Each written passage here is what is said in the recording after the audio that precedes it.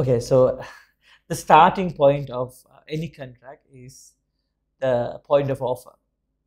So today in our discussion, we will learn about what is offer and how does an offer can be differentiated from an invitation treat.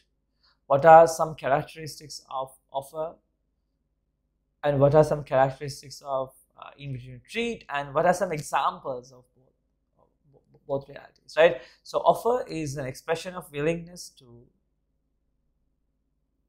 enter into a contract with certain terms or enter into agreement with certain terms with the understanding it is legally binding upon acceptance with no further negotiation. So there's a level of certainty, legality, finally embedded expression.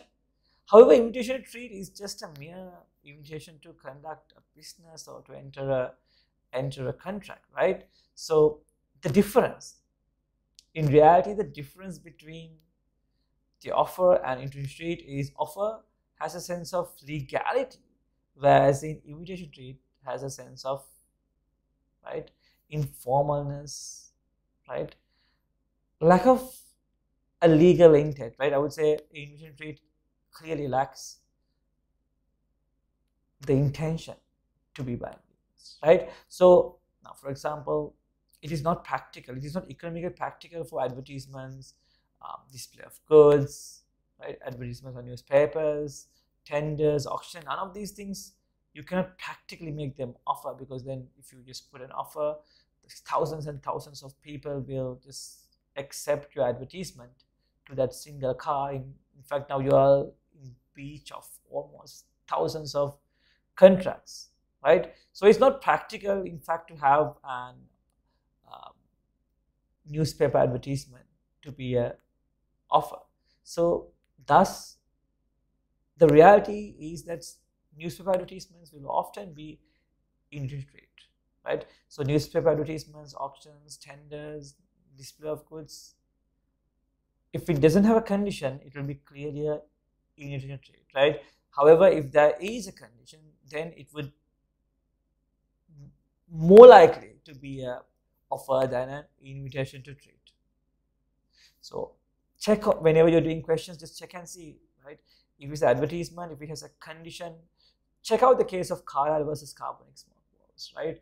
So if you use this smoke ball and get pneumonia, so if the condition is fulfilled, we will give money, right? So there is a condition. So this, though it's an advertisement, would be very unlikely to be an invitation to treat.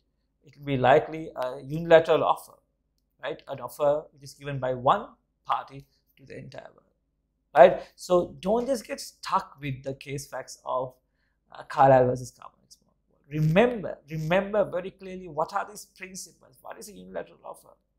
If there is a contract between A and B, that would be a bilateral offer. But if it's a scenario like a newspaper advertisement with a condition, right, or maybe perhaps there is a display of goods says, look, the first 10 people will get this 10% discount. The condition is fulfilled by the first 10 people.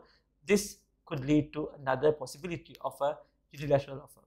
So please, these questions could always be resolved when you introduce a reasonable person, right? If you introduce the objective test as seen in Smith versus Hughes, and considerable line of reasonings in terms of judicial decisions, right? So whenever you are unclear or confused whether there's a condition or this is legally binding, always think of the reasonable person or the person who's traveling every day on London omnibus. So thank you.